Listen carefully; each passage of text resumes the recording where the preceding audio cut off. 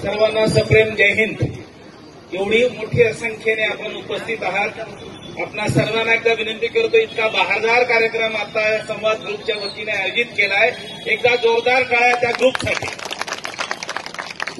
आजच्या 79व्या स्वातंत्र्य दिनाच्या निमित्ताने देशभक्तीपर गीतांच्या कार्यक्रमामध्ये आज सुंदर योग घडवून आणला. या संवाद ग्रुपने आपल्या परिसरातील एक मुलगी, जसं इंडियन ऍडमिनिस्ट्रेटिव्ह सर्व्हिसेस म्हणजे IAS किंवा इंडियन पोलीस सर्व्हिसेस म्हणजे IPS किंवा इंडियन रेव्हेन्यू सर्व्हिसेस म्हणजे IRS किंवा इंडियन फॉरेन सर्व्हिसेस म्हणजे IFS, अशा देशपातळीवरील ज्या नागरी सेवा आहेत त्यामध्ये जे नोकर भरती होते त्याची जी परीक्षा आहे ती जगातली सर्वात अवघड परीक्षा आहे असं म्हटलं जातं.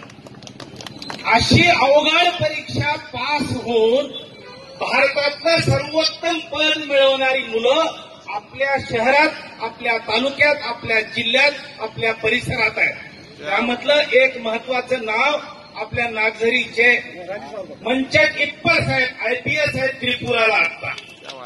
त्यानंतर दुसरं नाव हाडोळतीचे नरसिंग पवार, आता आसामला जिल्हाधिकारी म्हणून काम करतात. एकापेक्षा एक सरस आपले विद्यार्थी नागरिक घडवण्याचं काम अहमदपूर शहर आणि परिसर करतोय आणि त्यांचा सत्कार आणि सन्मान आज संवाद ग्रुप करतोय. त्यामधलं अजून एक नाव आज सगळ्यांसमोर इथे आहे, ते म्हणजे आमचे मित्र राणी सावरगावचे मुजम्मिल सर. हे मंडप डेकोरेशनचा व्यवसाय करतात. अगदी छोट्या गावात राहून डेकोरेशनचं काम करताना आपल्या मुलांना मुलींना शिक्षण देऊन अत्युच्च पातळीवर घेऊन जाण्याचा प्रयत्न मुजिबिल भाईंनी केले. त्या जोरदार टाळ्या त्यांच्यासाठी. तिन्ही मुली डॉक्टर आहेत. कौतुक करावं, त्याच्यातली तिसरी मुलगी ही मेडिकल फील्ड मधली UPSC म्हणजे युनियन पब्लिक सर्व्हिस कमिशनचं जे वैद्यकीय अधिकारी म्हणून भारत सरकारमध्ये भारतभर जे नेमणुका होतात त्याची निवड त्या UPSC परीक्षेतून होते आणि त्या परीक्षेमध्ये लाजवाब घवघवीत यश मिळून आपल्या भागाचं नाव रोशन करणारी रोमा, डॉक्टर रोमा याच्यासाठी एकदा जोरदार आहे. आज ह्या निमित्ताने तिचा सत्कार आणि सन्मान करावं, तिचं कौतुक करावं म्हणून संवाद ग्रुपने तिला आमंत्रित केलं. त्या इथे आपल्या पालकांसह आली. तिचं मनापासून मी स्वागत करतो, तिला धन्यवाद देतो, तिचं अभिनंदन करतो. आणि आजच्या आपले मार्गदर्शक, या कार्यक्रमाचे अध्यक्ष, महाराष्ट्र राज्याचे माजी राज्यमंत्री, आम्हा सर्वांचे मार्गदर्शक आदरणीय बाळासाहेबजी जाधव साहेब यांना मी विनंती करतो की तिचा सत्कार आणि सन्मान आपल्या सर्व अहमदपूर आणि संवाद ग्रुपच्या वतीने करावा. धन्यवाद. देशभक्तीपर गीतं अहमदपूर शहरातील सर्व नागरिक म्हणून या ठिकाणी उत्सव साजरा केले. कलाकारांनी उत्कृष्ट गीतं या ठिकाणी म्हणलेले, त्यांचे मी मनापासून अभिनंदन करतो. त्यांना धन्यवाद. मला दुहेरी आनंद कशासाठी झाला ते सांगू शकतो. माझ्या मनातलं सांगू करावं देऊ. सांगा. आणि त्या रोमाचं नाव 2 दिवसापासून मी वाचलं. मला कोण आहे रोमा? ते राणी सावरगाव मध्ये जिथं बैलाचा बाजार भरतो आणि डोंगराळ भाग आहे, आदिवासी भटक्या जमातीचे लोक त्या ठिकाणी. अशा ठिकाणाहून तांबोळी त्या गरीब माणसाच्या घरी जन्म झाला आणि ते केंद्रीय परीक्षेत नुसतं पास झाले का? फक्त पासच झाले नसतं, सिलेक्शन फक्त झालं. पण सिलेक्शन असं झालं, देशामध्ये 14वा नंबर आणि महाराष्ट्रात रोमा तिथून पहिलं. तिथं थांबवलं. आता माझ्या मनातलं सांग, त्या अहमदपूर चाकूर तालुक्याच्या जनतेच्या आशीर्वादाने सर्व जनतेत सर्व जाती धर्माच्या गरीब श्रीमंताच्या व्यापाऱ्यांच्या सगळ्यांच्या आशीर्वादाने ज्याप्रमाणे बाबासाहेबांना आणि अजितदादाच्या सौजन्याने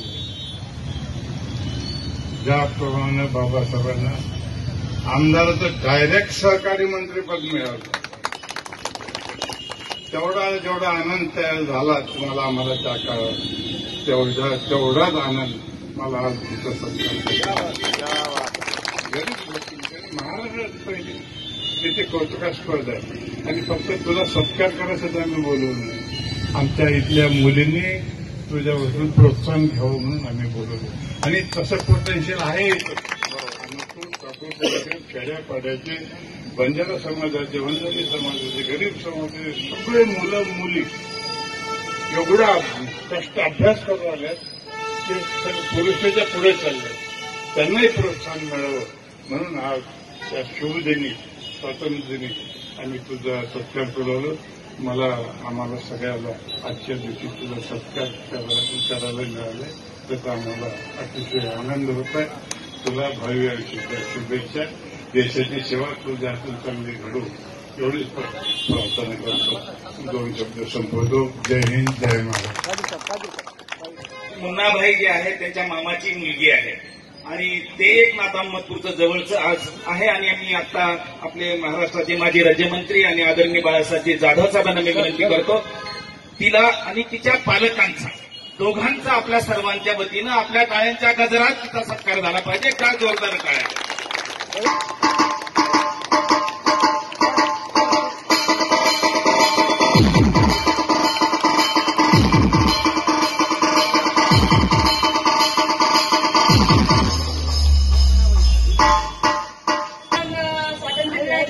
हार्दिक शुभेच्छा.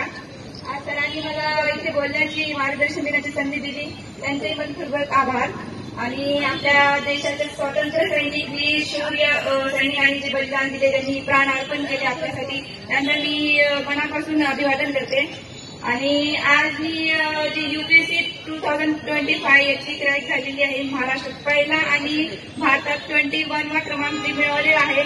ते फक्त माझं यश नसून ही माझ्या पॅरेंट्सचं आहे, माझ्या मम्मी पप्पाचं आहे.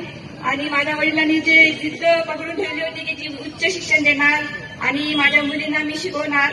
जसं की आम्ही 6 बहिणी आहेत आणि जेव्हा आम्ही 6 बहिणी होत होत्या, म्हणजे पहिले सगळेजण हसायचे की 6 मुली आहेत, कसं होणार काय नाही.